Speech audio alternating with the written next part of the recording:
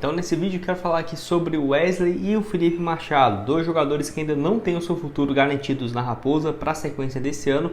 É aquela coisa, né? Pode ser que algum desses atletas sigam no clube? Sim, mas a tendência nesse momento é de uma indefinição em relação ao seu futuro. Quero trazer aqui algumas atualizações importantes envolvendo os dois jogadores nesse vídeo de hoje e também, né, falar um pouco sobre a Sul-Americana, quanto que o Cruzeiro pode faturar na competição, que são valores bem interessantes, tá? Se enganam vocês se pensar, por exemplo, que são valores baixos ou algo nesse sentido. É óbvio que a Copa do Brasil paga muito mais, porém por ser um torneio que não é o principal, né, a Sul-Americana, eu acho que são valores bem interessantes, ainda mais para o Cruzeiro que tem chances, né, por que não, de ser campeão. Só antes de começarmos, aproveite aqui para deixar seu like, também se inscrever no nosso canal. Eu me chamo Gustavo, esse aqui é o canal Cruzeiro News. Contei com a ajuda de vocês para chegarmos a essa marca aqui no YouTube de 42 mil inscritos. Então quem puder deixar seu like, se inscrever, com certeza nos ajuda bastante a chegarmos aqui a essa meta. Bom, então vamos lá, né? Primeiramente quero começar falando aqui sobre a Sul-Americana e quanto paga cada fase dela. Valeu demais aí o portal Cruzeiro em Dados que trouxe aqui essa premiação, onde assim, a fase de grupos garante então algo mais ou menos de 4,4 milhões de reais fixos, mais 480 mil por vitória. Por exemplo, o Cruzeiro ele vence 3 dos seus jogos, né? 3 de 6 e empata outros, né? Para conseguir a classificação. Podemos dizer que o Cruzeiro faturaria mais de 1 milhão e 500 acima dessa fase de grupos, ou seja, chegando a quase 6 milhões de reais na primeira fase, isso com 3 vitórias, né? Que eu acho que dá assim para conseguir, por exemplo, 3 vitórias em casa, um empate fora, 2 derrotas, algo não impossível de se acontecer.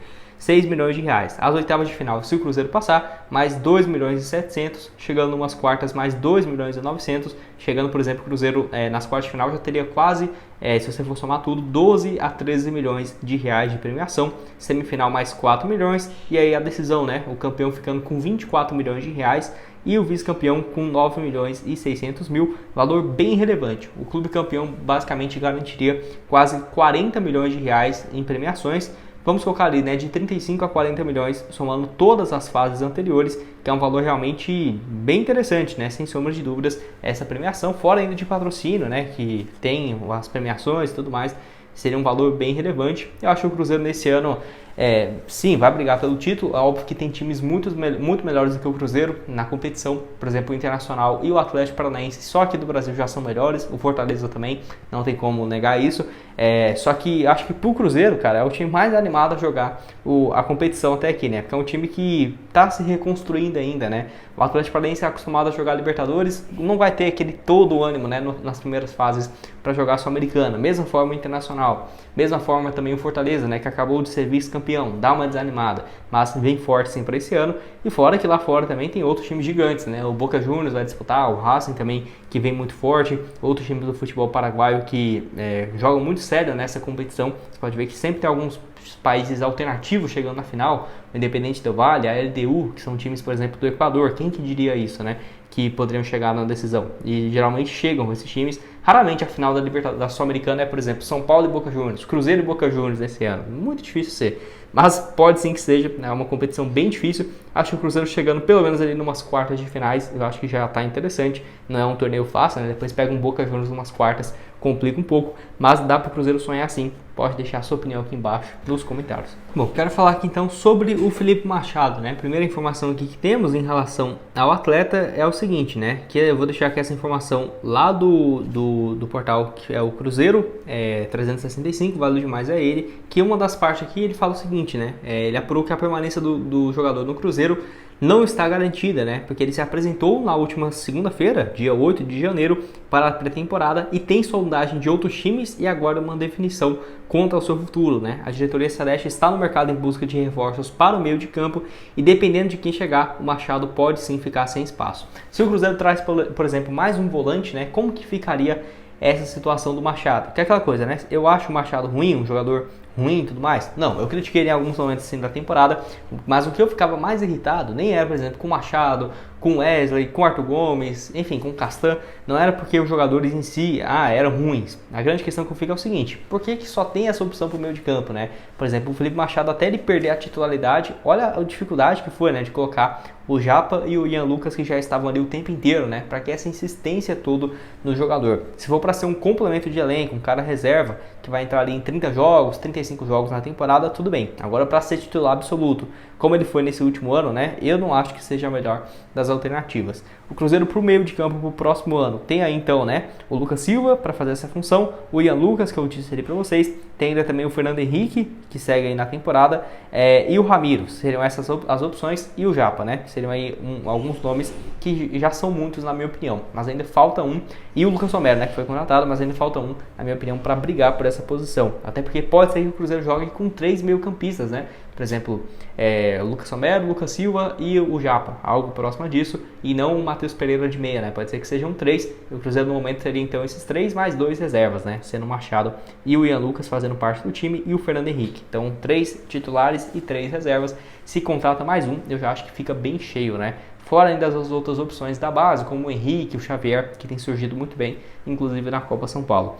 O Machado, que nessa temporada então pelo Cruzeiro, eu vou deixar aqui, ó, foi o ano que ele mais jogou, mesmo nos outros anos na Série B, nesse ano estando na Série A foi o ano que ele mais entrou em campo, né? Que chama assim bastante atenção, 43 jogos, 1 gol e 3 assistências, é um atleta que tem muitos altos e baixos, né? É identificado assim com a torcida, é um jogador que a torcida entende a raça que ele tem, né? A volta por cima também que ele deu pelo Cruzeiro, é um atleta que sem dúvidas tem essa gratidão pelo clube, não é à toa que ele estava no São José em 2019 e no Boa Esporte em 2018 e chega para o Cruzeiro em 2020 muito criticado para a Série B e, por incrível que pareça, dá conta do recado, 37 jogos, 2 gols e 7 assistências, 2022 uma ótima Série B também com 38 partidas, 2 gols e 4 passes. Engraçado que tem momentos que ele chega a perder a titularidade, né? Que era o Neto Moura e o William Oliveira, os dois meio-campistas. O Cruzeiro não tinha meia, né? Jogava com 3 zagueiros, mas com a lesão do William Oliveira naquele jogo contra o Fluminense, ele assume então de agosto para a reta final de outubro e tem o seu contrato renovado até o final desse ano de 2024. É aquela coisa, né? Se o Cruzeiro aparece uma proposta boa, o Felipe Machado tem potencial para valer uma grana boa, né? Às vezes 4, 6 milhões de reais para um clube do Brasil ou do exterior. Eu acho que seria bom para todo mundo, porque ele teria espaço de jogar com mais frequência em uma outra equipe e o Cruzeiro ainda pegaria um valor por essa compensação financeira e contrataria outro jogador para essa função. Mas igual eu falei, para ser um reserva, não acho esses 2 jogadores aqui terríveis não, mas para serem titulares, e igual foi nessa última temporada, né? Basicamente a única opção, forçando sempre os mesmos atletas, mesmo quando eles não estavam bem, aí eu não acho que é bom para ninguém. Bom, e para terminar aqui, quero falar sobre o Wesley, né? Que o portal Cruzeiro 365, valeu demais aí para ele, conversou com o empresário do jogador que afirma o seguinte, ó, vou deixar aqui para vocês. Depois de muita insistência, conversei de forma muito breve com o Paulo Pintobeira, que é responsável por gerenciar a carreira do Wesley, e o empresário disse que o jogador não acha má ideia a possibilidade de sair do Cruzeiro e que as partes buscam uma alternativa para que isso possa acontecer, né? Ou seja, a possibilidade de deixar o clube. O Wesley custou 16 milhões de reais e tem contrato até o fim de 2026, bem longo. Isso é um fator crucial, já que o Cruzeiro não pretende liberar o atleta sem receber uma compensação financeira, ou seja, só vai sair se pintar uma proposta vantajosa para o clube. E ele perguntou, né, se existe alguma negociação em andamento com o Vasco ou algum outro time, mas ele preferiu não comentar a respeito, né? Então, Wesley, além disso, pode ser uma boa moeda de troca. Eu já trouxe aqui um vídeo falando só sobre ele e o Orelhano, né? Se poderiam ter essa troca, eu vou deixar aqui na tela final quando terminar esse vídeo. E aquela coisa, né? Wesley, nessa última temporada, quem olha os números dele nem parece que foi ruim. Por exemplo, 42 jogos, 4 gols e 2 assistências. Mas não são números baixos, Gustavo? São, né? Não tem como falar que 6 participações em gols em um ano é muita coisa. Mas os números do Wesley no Palmeiras eram isso, cara. Por exemplo, ano passado, no Palmeiras, quando o Cruzeiro contratou, né? 49 jogos, 3 gols e 5 assistências, 8 participações em gols contra 6 nessa temporada. Aí 2021, 50 jogos, 5 gols e 3 assistências. Novamente, 8 participações em gols. Tirando aquela reta final de 2020, né, que ele jogou 6 meses, marcou 5 gols, 6 passes em 25 jogos, que foi um ano muito bom. Até o Grupo City tinha interesse em pagar mais de 60 milhões de reais nele. Tirando aquela ocasião, ele nunca teve um número de participações então gigante, por exemplo, de 11 participações em gols, né, 5 gols e 6 assistências. 10 gols e 9 passes. Não é bem assim, mas na prática, o que o Wesley errou de gols e oportunidades para o Cruzeiro saiu muito mais caro do que esses 16 milhões de reais. Só não custou mais porque o Cruzeiro se manteve na Série A. E quem acompanhou o Cruzeiro de perto não foi nada fácil, né? Quem olha a tabela parece que até que foi ok, mas na prática, meu Deus do céu, por vários momentos eu jurava que o Cruzeiro infelizmente seria rebaixado e, meu Deus, graças a Deus não caiu, porque senão ia ser um banho de água fria que não tem nem como explicar. É aquela coisa, o Wesley para ser um reserva, um campeonato estadual, o Cruzeiro testar ele, não acho uma opção terrível não. Porque, pô, vai emprestar o jogador pagando salários, ou vai ter o risco de perder o jogador durante um ano sem ter uma compensação financeira, ou às vezes ir para 2025 e o jogador vai mal por empréstimo. Pô, se for para ser um reserva, fica então aí no campeonato estadual e aguarde com uma boa proposta. Caso contrário, não sei até que ponto seria a melhor opção do mundo, né? Pode deixar a sua opinião aqui embaixo então nos comentários sobre o Wesley, se você concorda comigo, discorda. Se fosse, por exemplo, para ele sair hoje a qualquer custo, você acha que compensaria? Ou, por exemplo, o Cruzeiro, o Larcamon nunca trabalhou, né, com um jogador, se tivesse esse início de ano com um estadual para testar o atleta. Se ele for mal, aí vai lá e tenta realmente fazer um negócio. Acho que o melhor nesse momento seria uma troca com o Aureliano, mas não tá nada fácil. Eu vou deixar aqui esse vídeo, você clica lá e confira, eu trago um pouco mais de detalhes e nos vemos então aí numa próxima. Valeu!